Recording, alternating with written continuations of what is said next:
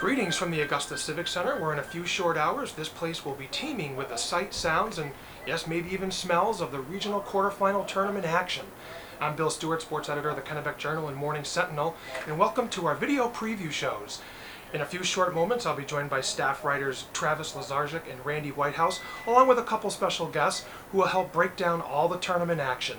And remember, CentralMaine.com will be free this week as a special promotion, so be sure to check back often for all your tournament needs. Hi, I'm Travis Lazarczyk. Today I'm joined by Randy Whitehouse. We're here at the Augusta Civic Center this afternoon where the high school basketball tournament is going to get underway on Friday afternoon with the East A girls action. We recently just talked to Janine Parody here at the Augusta Civic Center, the head coach for the Maranacook girls basketball team, the #1 seed in Western Maine Class C. And here's what she had to say about the Western C tournament and her Black Bears. We're now joined by Maranacook girls head coach Janine Parody. Coach, thanks for joining us. Thank you. Tell us about what your team has done to get here, to get to this point. Well, we've worked really hard on a lot of little things. We work on fundamentals every single day, and we do it all summer long. I feel that there are times where teams just don't work on those little things and they look at the big picture.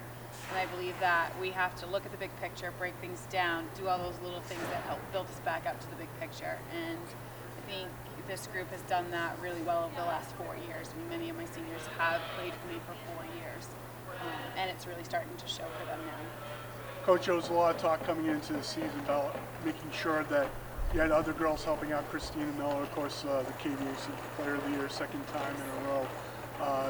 Have other girls stepped up this year, and how have they done that, and how key has that been to your success? Absolutely. We talk about each kid doing their job and doing it well and doing it as a group.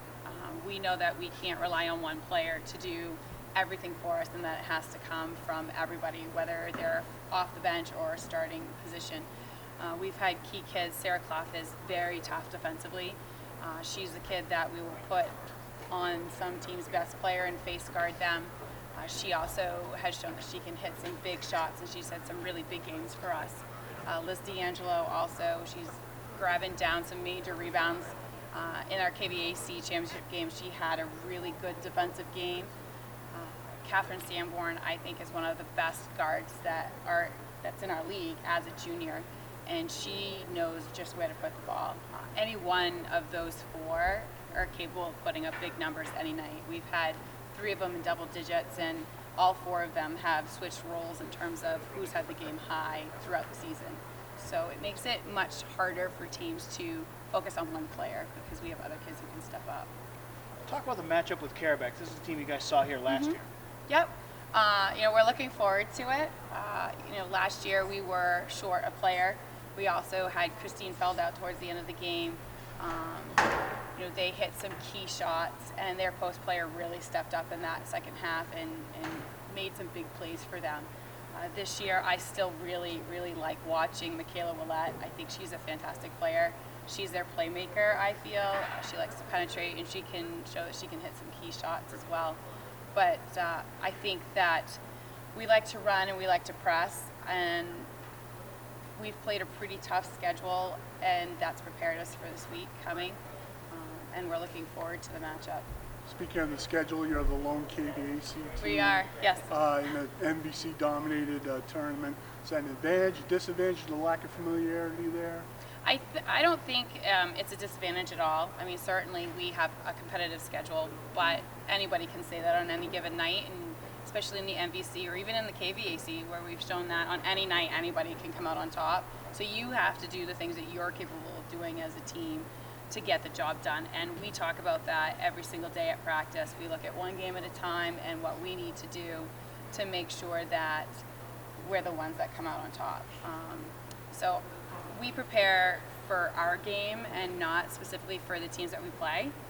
So if we practice and we participate and plan our game, then we're ready. Coach, thanks for joining us, and good luck. Thank you. Coach. Thank you. Okay, Randy, let's look at some of the other divisions. Start with the Eastern A girls that will start playing here on Friday afternoon. Looks like Bangor and Lawrence have kind of separated themselves from the rest of the pack. Yeah, they did during the regular season. They were the 2 strongest teams, no question about it. Of course, Lawrence with Nia Irving, once again the Conference Player of the Year. Bangor with the Butler sisters, Cordelia Stewart, an outstanding team. But you can't sleep on some of the lower seeds like Oxford Hills. They're the defending regional champion. They have an outstanding team as well. They had some injuries early in the season that kind of knocked them back, but they are very competitive. Also EL, Edward Little, excellent team as well. It's going to be a hard road to hoe for whoever comes through this region. Moving now to the Eastern B, defending champion Mount Desert Island has to be a contender along with Presque Isle.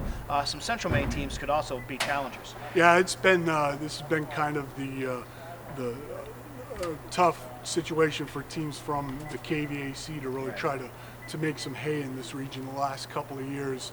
A team like Gardner has a shot. They've played really well against some of the top teams in the KVAC this year. Just haven't been able to quite get over the hump at times. But another team such as Madomic from the KVAC has a real shot winning this region also. But you've really got to take those northern teams and down east teams until somebody comes in and beats them and consider them the favorites. Yeah. In Western D, the Rangeley girls are the number 2 seed, but you got to think that they might be the favorite going into this thing. Yeah, they're unbeaten, and they just absolutely rolled through the East-West Conference this year. I mean, really, nobody was that competitive with them.